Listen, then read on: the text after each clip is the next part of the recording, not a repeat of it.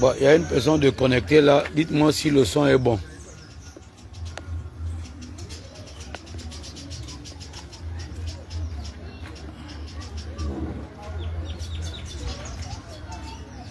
Dites-moi si le son est bon. Est-ce que le son est bon? On va aller à la rencontre d'un entrepreneur gabonais plus ou moins en détresse qui va nous raconter son histoire. On passe le temps à dire que les Gabonais sont paresseux, les Gabonais ne veulent rien faire. Mais quand ils entreprennent un peu seulement, c'est fini. On les met les bâtons dans les roues. Alors, comment on peut entreprendre, sachant bien qu'on a une entreprise et qu'on n'a pas les marchés, on doit payer les taxes. Et en même temps, quand on a les marchés, et après, on vient casser votre structure. Ouais. Là, je ne comprends absolument rien. Mais comme je vous dis toujours que on est là pour le Gabon et le peuple gabonais. Donc, un ami, un frère, quand il a besoin de raconter son histoire, on est là. Mais en une seule condition, vous savez que lui qui est au bout du quartier se déplace dans Libreville parce qu'il faut du carburant et un peu des unités. Ça, c'est le grand Libreville que vous entendez parler. Donc, je vous dis toujours que quand tu es un Gabonais, moi, quand je viens, je te dis, ah mon frère, il faut que tu me trouves plus ou moins quand même le carburant et le forfait pour faire ce live. Donc là, on va aller à la rencontre d'un Gabonais qui va nous raconter sa petite histoire. Donc, mettez plus ou moins les cœurs. Voilà. Afam. Bonsoir Eric. Comment tu vas? Non, ça va, merci d'être venu à la maison. Non, pour moi c'est un plaisir mon frère. Du moment que tu m'as assuré le carburant et le forfait, c'est le minimum. Voilà, parce que sans le déplacement, j'aurais du mal à me déplacer. Sans le forfait, on aurait du mal à faire ça.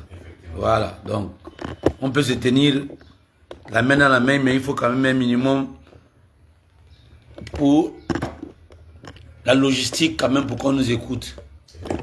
Voilà. Donc, parce qu'il y a des Gabonais, quand tu lui dis ça, il te dit, ah mon frère, pourquoi tu peux me demander 10 000? Mais tu dis, mon frère, l'internet là, c'est pas pour mon père. La station, c'est pas pour mon père. Voilà. On veut s'aider, on veut se battre, mais il faut que nous-mêmes aussi, on mette un peu de moyens. C'est aussi ça le combat. Bon. Maintenant, on est là. Parle-nous de ta petite expérience et de ton histoire. Tu te présentes au peuple gabonais et c'est un peu ça. Et on va dérouler le tapis. D'accord. Voilà. Bien, merci encore Eric d'être venu à la maison. Je crois que tu m'as interpellé il y a quelques jours suite à 2 de mes vidéos que j'ai eu à poster sur le net où j'expliquais un peu ma situation. Alors, je suis André Gilles Pondondo. Tous ceux qui me connaissent sur TikTok ou sur Facebook savent que je suis Gilles Pondondo et c'est mon identité. Alors, je n'ai pas d'avatar. Je me présente toujours avec ma réelle identité. Tout à fait. Voilà. Alors, tout commence en 2011. En 2011, je travaillais en qualité de freelance parce que j'ai concilié les études et le travail. Alors, j'ai travaillé freelance. Freelance, c'est quelqu'un qui travaille à son compte, mais qui reçoit un salaire en fonction des services qu'il rend ou soit non, ça. En fait, en fonction de la part du marché qu'il prend. Ok, d'accord, Voilà. Ça marche. Et donc, François Moussaou, bonjour. Voilà. Et donc, du coup, Yvan Redjambé, sois salué. Voilà. Et donc, du coup, c'est comme ça que je m'étais lancé dans le domaine de la publicité, notamment la création d'une entreprise Gabon Mediacom. C'était pour répondre effectivement parce que comme j'ai travaillé en freelance et avec des expatriés qui avaient ce genre de société. Ouais, il y a quelqu'un qui dit freelance. Oui. Freelance. Oui, freelancer. Okay. Voilà. Ok, John Kumba, ça salut. Alors, donc, du coup, c'était pour répondre un peu à cela. Je me disais que, attends, je travaille freelance Et j'ai fait rentrer des capitaux, mais malheureusement, ce qui me faisait mal, c'était ce que je voyais, c'était la fuite des capitaux. C'est-à-dire que quand on fait rentrer une entreprise un certain montant et après ils envoient de l'argent à l'extérieur, etc., parce qu'il fallait pallier aux besoins de leur famille. Et c'est ce qui m'avait révolté et je me suis dit non, attends, je suis un Gabonais, je peux me lancer. Si se sont lancés, qu'est-ce qui moi m'empêcherait moi de m'y lancer? Alors, donc en 2011, on arrive vers 2012, j'ai créé mon entreprise.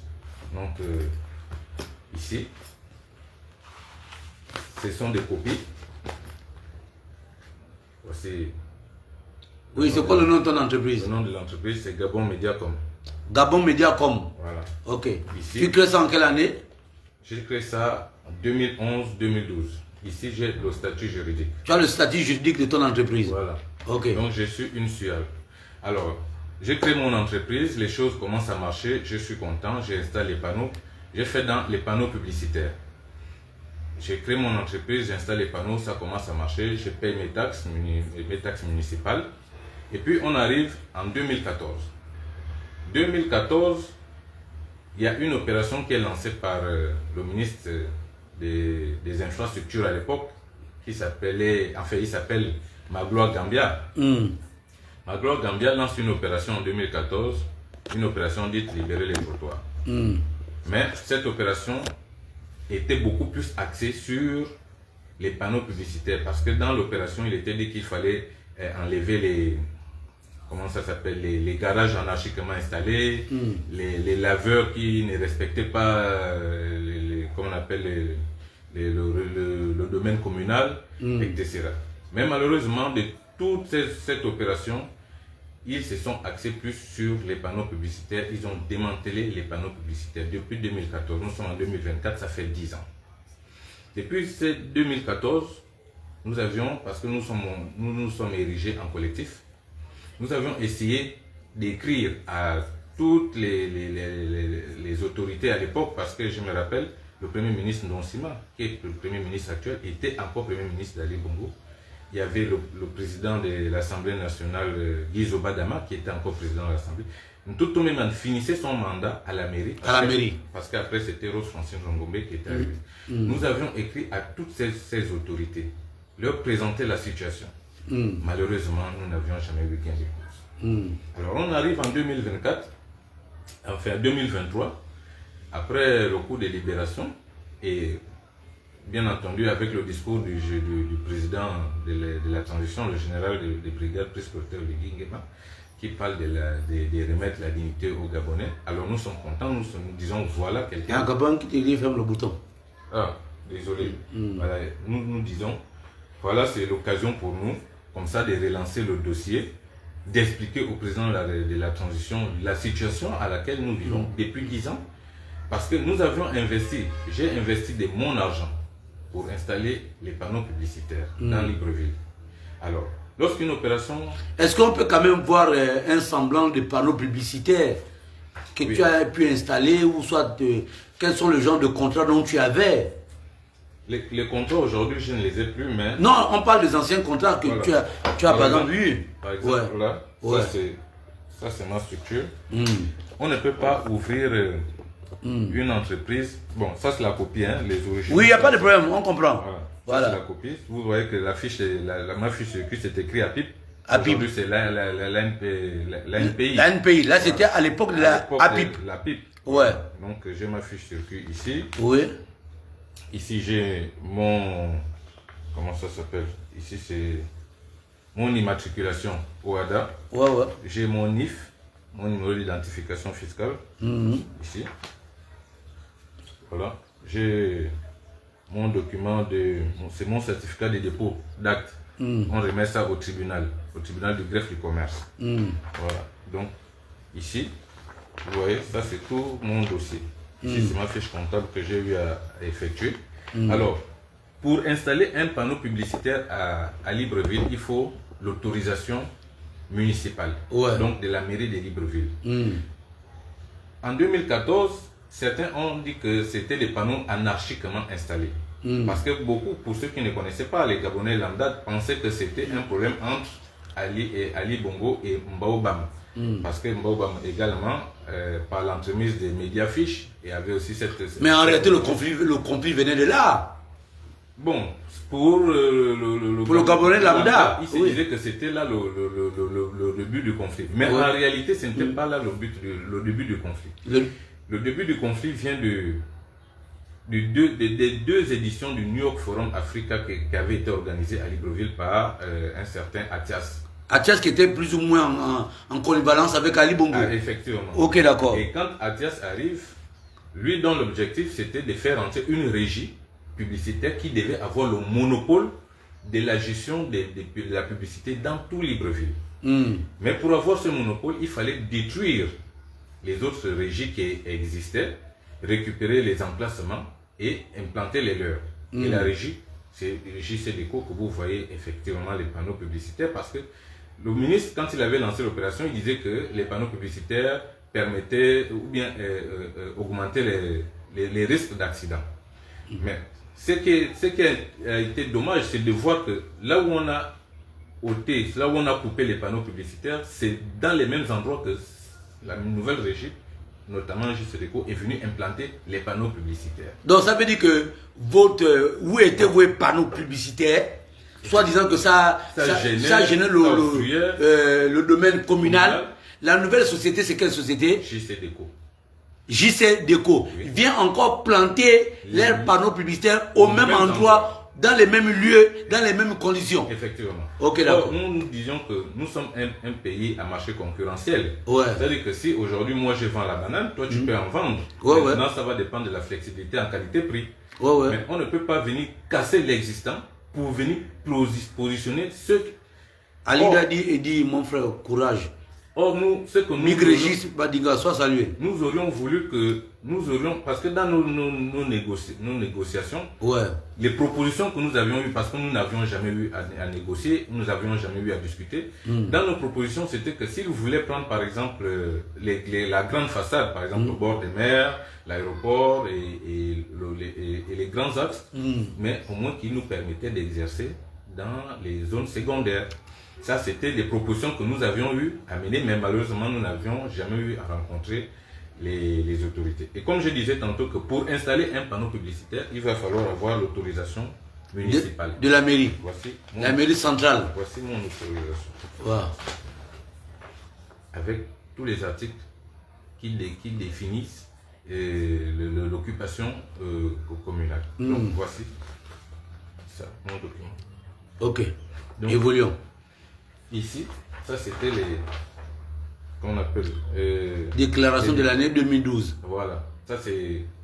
Quand je commençais à exercer, il fallait faire des déclarations, aller payer les taxes municipales. Donc là, ça, tu as payé les taxes municipales. Voilà. Ok, donc, pour te donner la possibilité, l'autorisation d'exercer ton... En toute quiétude. Dans ce domaine-là, publicitaire. Voilà.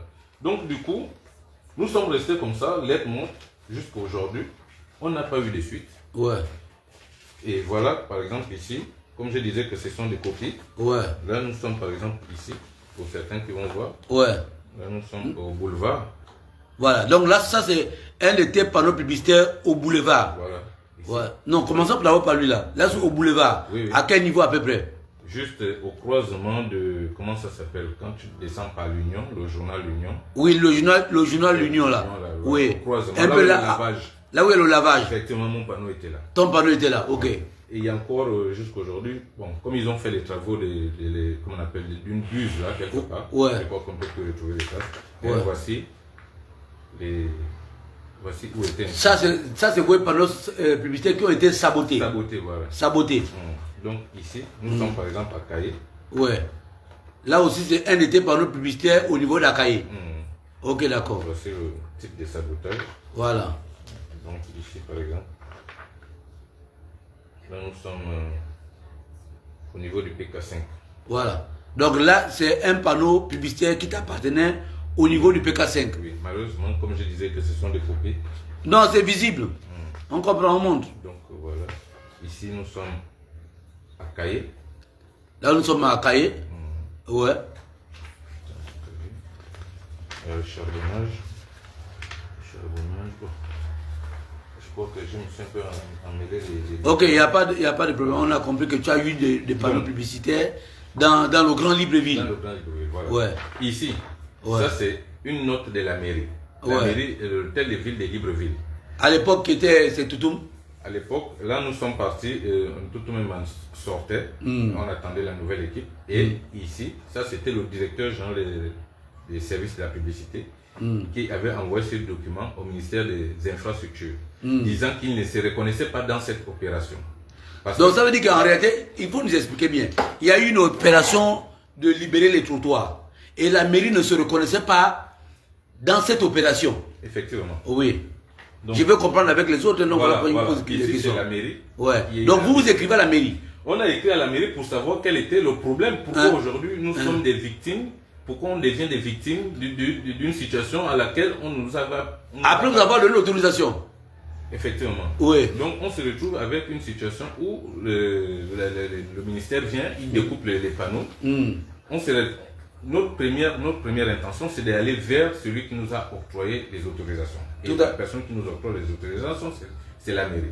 Donc on va vers la mairie pour en savoir un peu plus sur la question. Qu'est-ce qui ne va pas? Pourquoi il y a cette opération? Nzambé pose la question, à qui est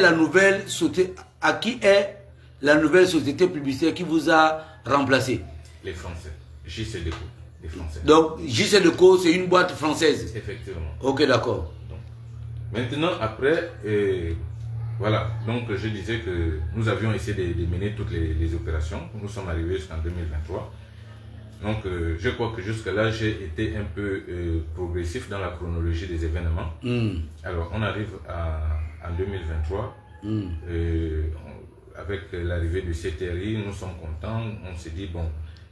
non, avant le CTRI, on va arriver au CTRI. On va arriver au CTRI. Oui. C'est-à-dire qu'en réalité, avant d'arriver au CTRI, comment vous avez pu négocier, ou soit comment ça s'est passé? Alors, parce que tu nous as présenté les panneaux publicitaires, oui, la société s'est entrée. Est-ce qu'on vous a dédommagé? Est-ce que vous avez eu des accords? Est-ce que... Oui, avant d'arriver au CTRI, mon frère. Oui, oui. Ici, c'est un plan de sortie que nous avions essayé de mettre en place. Oui. Avec le collectif. Oui. On s'est dit, puisque nous avions écrit à toutes les administrations, parce qu'il fallait trouver des palliatifs. Il fallait voir dans quelle mesure on pouvait, par exemple, harmoniser le secteur. C'était un des points que nous avions peut-être mis comme des vœux. Mais malheureusement, nous n'avions jamais rencontré qui que ce soit. Depuis 2014 jusqu'à aujourd'hui. Donc, on vous a servi rien que le mépris. Effectivement. De 2014 jusqu'à aujourd'hui, nous n'avions été que les objets de mépris envers les autorités, notamment les autorités de la République de l'époque, d'Ali Bongo et son fils. Nous avions fait des déclarations par-ci et là. Voilà, ça c'était l'une de nos premières déclarations. Nous avions fait des points de presse. Nous avions essayé de mener des actions revendicatives de telle sorte que nous puissions, enfin, que les autorités puissent avoir une huile favorable par rapport à nos sollicitations. Malheureusement, je te dis, mon frère Eric, depuis 2014 jusqu'à ce jour, nous n'avions jamais rencontré qui que ce soit et nous n'avions jamais eu gain de cause de notre situation. C'est triste parce que, tu vois, quand tu es un jeune Gabonais et tu te lances dans l'entrepreneuriat, je me suis lancé dans ça à fond propre. Je me rappelle que j'avais assisté à un colloque à la Chambre de commerce où la Chambre de commerce expliquait les avantages de l'entrepreneuriat et disait tantôt que les banques gabonaises étaient promptes à accompagner les jeunes entrepreneurs gabonais. Mais rassure-toi, jusqu'à ce jour, je ne sais pas combien de Gabonais bénéficient de l'apport d'une banque gabonaise ou de l'apport d'une banque implantée au Gabon. Alors, j'ai créé ma structure à fond propre, comme je disais tantôt que j'ai travaillé freelancer. Et avec mes revenus et autres, je me suis dit non, je peux être utile pour mon pays en mettant en place une structure qui va demain embaucher des Gabonais. Et j'avais un jeune gars qui faisait dans l'affichage. J'avais pris un cabinet juridique pour la situation administrative et j'avais pris un cabinet pour suivre l'évolution des entrées. Voilà, des entrées. Donc voilà comment j'avais commencé à fonctionner. Pour que dans le temps, avec l'évolution, quand les choses vont bien s'asseoir, je verrai dans quelle mesure il fallait maintenant embaucher des jeunes. Donc, depuis 2014 jusqu'à ce jour, la situation est restée terne. Ça fait 10 ans. J'aurais certainement pris cet argent. À l'époque, j'avais encore toute la fougue, j'étais encore jeune, donc je pouvais peut-être me permettre les excès de jeunesse. Tu vois, payer les voitures, etc., mais je pensais à l'avenir. Tu as préféré créer une structure, voilà, mais ça dans un cadre de plus ou moins idéal. Effectivement. Donc, jusqu'à... Allez au bien, bonsoir, vas-y. Jusqu'en 2000, on va dire jusqu'en 2020, jusqu'à présent, nous n'avions jamais été reçus par qui que ce soit. Donc, maintenant, si tu me permets de maintenant progresser jusqu'en 2024 que nous sommes, entre 2023 et 2024. En réalité, ça fait combien d'années? Ça fait combien d'années d'abord? 2014, 2024, ça fait 10 ans. Ça fait 10 ans 10 ans que ton entreprise a été sabotée. Et que nous n'avions jamais reçu gain de cause, même pas d'un iota de dédommagement. Oui. Je me rappelle quand on a lancé le projet, par exemple, des bassins versants derrière Mbolo et puis, je crois. Mais quand il fallait, par exemple, casser les habitations, il y avait quand même une équipe qui était là pour recenser les habitants et recenser comment on appelle les investissements et voir dans quelle mesure il fallait dédommager tous ces gars-là. Voilà. Malheureusement, ça n'a pas été le cas pour nous. Oui. Ils sont arrivés. Attends, une question. Oui. Est-ce que dans votre collectif là, c'est tous des Gabonais ou il y avait aussi une main étrangère? La majorité, c'était des Gabonais. Donc la majorité... La majorité du collectif, c'était des Gabonais. Non, oui, des collectifs qui exerçaient dans ce domaine-là. Il y avait des Gabonais et des expatriés. Donc, vous étiez majoritaire? Mais dans le collectif, quand même, c'était quand même une question de parité. Hein, parce qu'il y a quand même des Gabonais qui avaient quand même lancé beaucoup d'investissements. Et oui, il y a aussi des expatriés qui avaient lancé beaucoup d'investissements. Et aujourd'hui, toutes les parties, que ce soit moi, que ce soit les autres qui sont dans le collectif, personne n'a jamais reçu quoi que ce soit. Ok, d'accord. Mais entre-temps, j'ai quand même une équivoque que je voudrais lever. Quand on arrive en 2018, je crois en 2018, c'est Brice Lacruche Alianga était directeur des cabinets du président, je crois à partir de 2018. Aucune idée. Bon, entre 2018 et 2019, Brice Lacruche Alianga était... Mais nous avions quand même eu à relancer la question. Et nous sommes quand même allés vers lui. Mais malheureusement, il était quand même prompt à vouloir nous rendre service. Mais malheureusement, la suite des événements n'a pas permis à ce que nous puissions nous rencontrer. Donc voilà, on est arrivé quand même en 2000. Donc la riche Alianga à son niveau, il vous a reçu. Ouais, non, il a quand même voulu nous aider dans nos revendications en disant que vous êtes des Gabonais, et vous avez lancé des entreprises. C'est pas acceptable que vous soyez. Voilà, et il était dans l'optique de voir comment, peut-être pas nous dédommager à 100%, mais voir quand même dans un cadre social. Comment arranger ce conflit. Voilà. Comment on voit, bon, ce sont des Gabonais qui ont perdu des investissements, est-ce qu'on ne peut pas quand même leur trouver quelque chose? Ça leur permettrait peut-être de relancer l'activité ou bien de se téléverser dans une autre activité. Tout à fait. Voilà. Alors, donc, c'est triste parce que je ne sais pas comment les jeunes Gabonais aujourd'hui pourront voir ou bien auront cette perception de la chose en se disant que voilà un jeune Gabonais qui s'est lancé. Et puis, voilà la situation à laquelle il vit. Est-ce que ça ne pourrait pas être moi demain qui pourrait vivre cette situation? Donc, je crois que l'État devrait être le premier à sécuriser, le premier garant à sécuriser les emplois, sinon les entreprises gabonaises, quel que soit le domaine. Mais malheureusement, c'est une partie des autorités qui se sont pris aux entreprises. Et puis bon, voilà la situation. La suite, c'est que nous sommes restés comme ça. Alors, donc 2023, je peux déjà arriver. 2023, le président de la transition prend les rênes du pays. Et nous sommes contents après avoir écouté son discours. Comme tous les Gabonais. Comme tous les Gabonais. Et surtout que entre septembre et janvier 2024, entre septembre 2023 et janvier 2024, le président s'était ouvert à rencontrer toutes comment on appelle, on va dire, les confessions, les forces vives de la nation. Oui, les entrepreneurs, etc. Réunions en collectif. Voilà, donc il s'était quand même permis de rencontrer toutes ces corporations. Mais malheureusement, nous avions écrit au président de la transition. Peut-être il y avait quelque part là. Nous avions écrit. Malheureusement, on n'a toujours pas eu gain de cause. On se disait que bon, peut-être à cause de son calendrier assez chargé, que le président n'arrive peut-être pas à nous rencontrer, mais qu'à cela ne tienne. Voilà. Ça, c'est la demande d'audience que nous avions eu à adresser. C'est quand? Elle date de quand? Du 11 novembre 2023.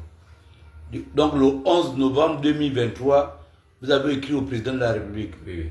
Ok. Jusqu'aujourd'hui, lettre sans suite. Une lettre sans suite. Ouais. Dans notre vision, ce n'était pas tant parce qu'aujourd'hui, souvent quand les gens, on se dit non, on écrit une demande au président de la transition, c'est parce que, peut-être pour nous, dans notre cas, c'est parce qu'on souhaiterait aller lui dire de nous rembourser la totalité de nos pertes. Parce que quand on parle de la totalité de nos pertes, il faut voir là-dedans, comment on appelle, les intérêts, comment ça s'appelle même, permets-moi de regarder ça rapidement dans mes documents là. Voilà.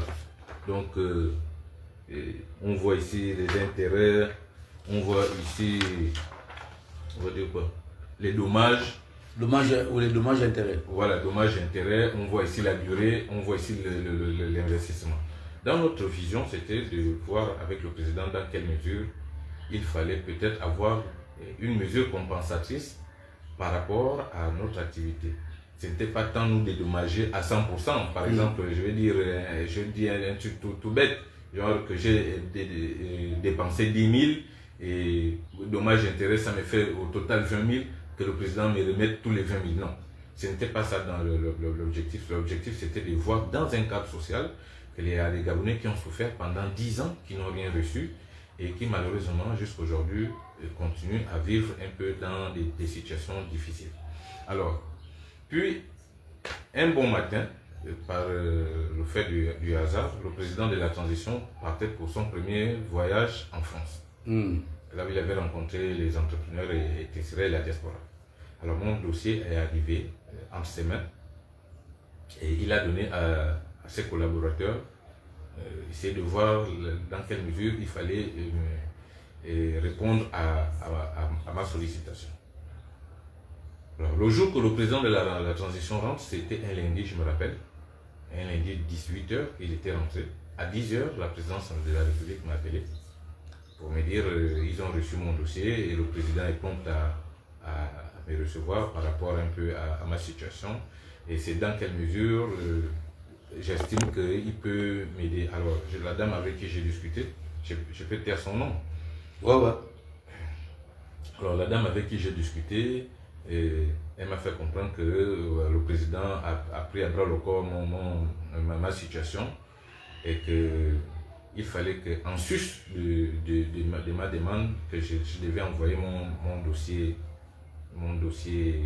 en fait, mon CV. Ce que j'ai eu à faire, j'ai envoyé à la dame. On a eu un très bel entretien entre elle et moi.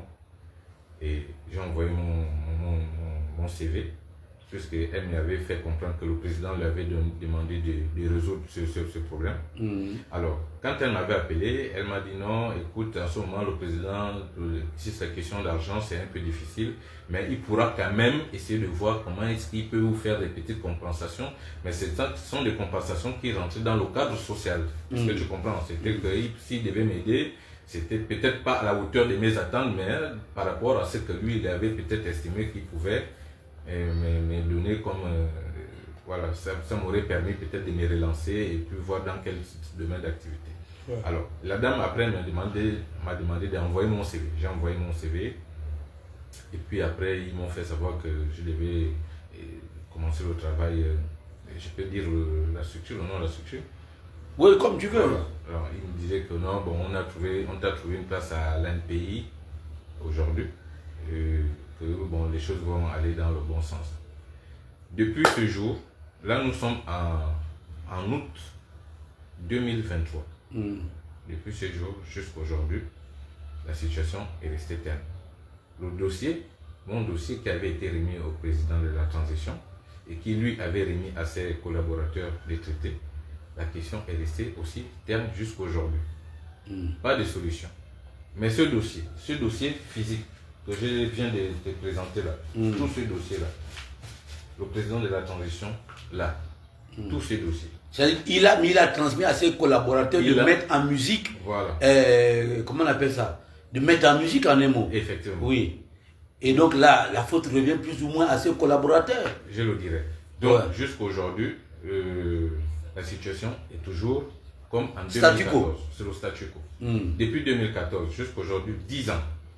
10 ans, Eric, c'est... En fait, là où tu es arrivé à la maison, et je ne peux pas te montrer les artifices, sinon tu comprendrais. Mais je vis avec un peu... Bon, je suis un homme, je me bats. J'arrive quand même à tenir. Mais c'est quand même un peu difficile. Ici vous louez? Oui, je suis locataire. Je suis locataire. Donc, c'est pas facile. C'est pas la joie. C'est pas la joie. En 2014, quand j'avais créé ma structure, je ne voyais pas dans 5 ans, 10 ans être locataire ou continuer à louer. Je me disais que bon, voilà, c'est pour le bien, c'est pour mon bien-être, c'est pour le bien-être de ma famille, c'est pour, voilà. Et ça va bénéficier également à certains Gabonais. Tout à fait. Mais, jusqu'à aujourd'hui, c'est le statu quo, la situation est restée terne. Voilà. Et je te dis encore merci d'être venu t'enquérir de la situation parce que lorsque tu m'as appelé pour me dire que j'ai vu tes vidéos là où tu parles, c'est quoi aussi la situation? Et voilà la situation, Eric, que je suis en train de vivre. Ok, j'ai une question pour vous. Est-ce que l'entreprise, c'était quoi l'entreprise française là? JC Déco. Est-ce que JC Déco existe encore au Gabon? Oui. Ils sont là. Il n'y a qu'à voir, ce sont eux qui ont les panneaux presque partout à l'île. Voilà, ok, d'accord. Mais est-ce que le collectif a quand même porté plainte à cette entreprise-là, ou soit vous avez porté plainte à la mairie? Parce que plus ou moins la mairie est quoi? Je ne sais pas, moi les termes, je ne les connais pas. Et quand même, la mairie vous avez signé un contrat avec la mairie? Non, la mairie, c'est comme je disais tantôt que je vous ai présenté un courrier ici. Ouais. Quel est votre garant dans ce domaine-là? C'est la mairie via le ministère de l'Intérieur. Donc la mairie via le ministère de l'Intérieur, ok. Parce que la mairie est sous tutelle du ministère de l'Intérieur. D'accord. Mais il y a des conventions collectives qui existent. Et là-dedans, nous avions, comme je disais tantôt, qu'au début, nous avions écrit à l'Assemblée nationale, parce qu'on se disait qu'à l'époque, Guy Zubadama, président de l'Assemblée, pouvait trancher facilement ce problème. Ouais. Mais là, ce que je vais te dire, ça va peut-être te frustrer, mais tous, je dis bien tous, disaient toujours que la décision vient du haut. Donc ça veut dire que l'Assemblée, le président de l'Assemblée à l'époque, Guy Zubadama, ne pouvait pas trouver un consensus. Il te disait que ça doit venir d'Ali Bongo Ondimba. Voilà, la décision vient du haut. Ouais. Cette situation... Oui.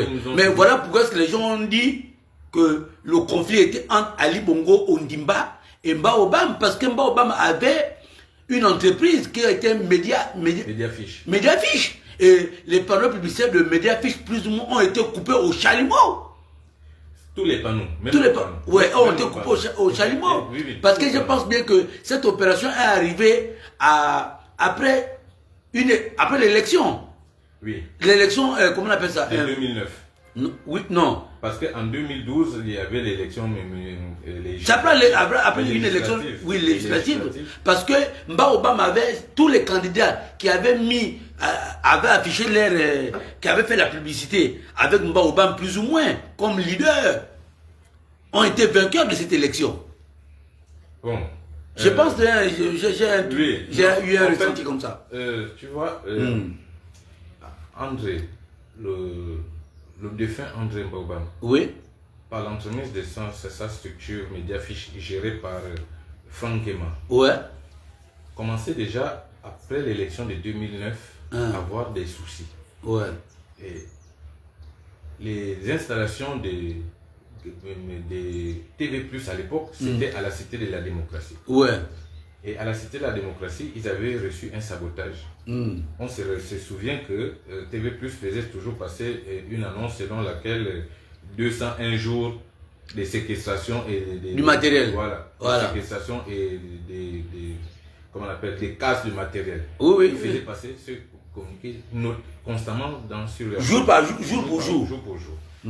Et puis on arrive à cette situation de 2014. Mais la particularité de 2014, c'est que 2014, après le New York Forum Africa, ils ont voulu pour faire entrer cette régie, parce que après ils ont compris que lorsqu'on se lance par exemple dans une campagne, quelle que soit la campagne, il faut avoir beaucoup plus de visibilité sur le plan médiatique. Médiatique. Et sur aujourd'hui on a les réseaux sociaux, mais à l'époque c'était, comment on appelle, les chaînes traditionnelles, hein, les télé, radio et les panneaux publicitaires. Et les panneaux publicitaires. Alors, pour compenser un peu la difficulté de 2009, parce qu'en 2009, Ali Bongo n'avait pas aussi trop de visibilité que Bob. Alors, il fallait faire une compensation. Et pour compenser, il fallait mettre une régie qui devait avoir, une régie autant pour moi, qui devait avoir le monopole sur tout. Malheureusement, ce qu'on reproche, c'est que avant d'arriver à cette opération, ils auraient certainement, sinon ils auraient dû appeler les opérateurs économiques, sinon convoquer les opérateurs économiques, discuter avec les opérateurs économiques et voir dans quelle mesure il fallait trouver des solutions. Ça, c'était les premières démarches qu'ils auraient dû effectuer. C'est-à-dire qu'aujourd'hui, on ne serait plus, ou bien je ne serais plus en train de faire une vidéo comme ça, parce qu'en amont, on aurait trouvé des solutions. Mais malheureusement, on n'a trouvé aucune solution, on a été nullement convoqué par rapport à cette situation et on n'a appelé personne. Ils se sont levés un bon matin, ils ont pris le génie militaire, ils ont mis sur la route, ils ont mis les gendarmes. Même discuter ta propre ferraille, c'était un problème. Ta propre ferraille, aller discuter ton panneau coupé, c'était un problème parce qu'il y avait les militaires. On ne pouvait pas braver les militaires. Voilà. Donc, voilà la situation jusqu'aujourd'hui. Ça fait mal quand je raconte cette histoire parce que je me disais que quand j'ai lancé aujourd'hui je suis quarantenaire, j'ai 43 ans. Quand j'ai lancé ça, j'avais 31, 32 ans. Si tu vois, ma tête aujourd'hui, elle est bien blanche. Beaucoup diront qu'Arnaud, il est vieux. Mais à force de penser, à force de réfléchir, c'est difficile de savoir que tu as mis de l'argent, tu as investi. On a détruit. C'est pas comme quelqu'un, même lorsque tu as eu même lorsque tu as conçu une maison et que tu as subi un incendie. Mais il y a la compensation de l'État. L'État s'est dit, c'est un compatriote qui a investi, qui a mis sa famille à l'abri du besoin et qui a subi un incident majeur. Et donc l'État, qu'est-ce qu'il fait? L'État a le droit de protéger son citoyen en venant en aide avec toutes les possibilités possibles que nous pouvons avoir comme aide. Malheureusement, ça n'a pas été le cas pour moi. Et jusqu'à aujourd'hui, Eric, sans te mentir, c'est la traîne. C'est la traîne, c'est pas facile. Oui, mais est-ce qu'il n'y a pas possibilité, par exemple, de porter plainte directement à l'entreprise qui a été responsable du sabotage des panneaux publicitaires, et y compris, par exemple, le reste des entités qui les ont accompagnés? Non, directement, ce ne serait pas possible, directement. Mais à l'époque, je vais encore revenir sur les faits, Mediafiche avait porté plainte à l'État. Parce que c'est l'État qui avait organisé cette situation. Et malheureusement, ils ont été déboutés au niveau du tribunal des Libreville. Oui, mais parce qu'Ali Ben Bongo était au pouvoir. Voilà. Est-ce que ça, puisqu'aujourd'hui Ali n'est plus là, est-ce qu'on ne peut pas reporter plainte à l'État? Ou soit un Mediafiche, je ne sais pas comment tu as appelé. Non. À l'État. Là, il n'y a que l'État parce qu'on ne peut pas prouver que c'est à cause d'eux qu'on nous a enlevés. Mais on sait que c'est à cause d'eux qu'on a été détruits. Mais on ne peut pas prouver que c'est à cause d'eux qu'on nous a détruits. Est-ce que tu vois? C'est un peu ça le paradoxe. Donc, du coup, on ne peut pas se permettre, par exemple, de dire qu'on va leur porter plainte parce qu'il n'y a aucune preuve qui démontre que c'est à cause d'eux que nous vivons. Mais plus qu'après eux, ce sont eux qui vous ont suivi plus ou moins dans ce domaine-là. C'est-à-dire qu'on les a fait la part belle. Voilà. Donc ils ont une part de responsabilité. C'est comme si toi tu arrives et on te dit par exemple que tu vois la maison de quelqu'un, tu sens qu'on est en train de casser cette maison pour que tu puisses construire la tienne. Voilà. Moralement quand même. Ça fait mal. Ouais. Mais encore ça fait plus mal de savoir que c'est sur le même terrain que tu as construit la maison. Que l'on vient construire la maison. Voilà. Alors celui qui construit la maison connaît quand même plus ou moins l'histoire de ce que tu as vécu. Effectivement, ils connaissent. Alors. Ils connaissent. Mais ce que nous aurions eu à entendre, c'est qu'il y a une régie publicitaire appartenant à un Français qui malheureusement, c'est comme on appelle gabonaise d'édition et de communication, qui aurait porté plainte, d'après ce qu'on a dit. Donc ce ne sont pas des affirmations réelles, mais ce sont des oui-dire. Qu'ils auraient porté plainte à Justice Leco en France et qu'ils auraient reçu de là-bas des dommagements. Malheureusement, ici au Gabon, c'est l'État normalement qui aurait dû d'abord nous protéger. C'est l'État. Donc, votre confrère, qui était plus ou moins dans le même domaine que vous, a porté plainte en France, a été dédommagé. Oui. Et vous, en tant que Gabonais, rien. Voilà.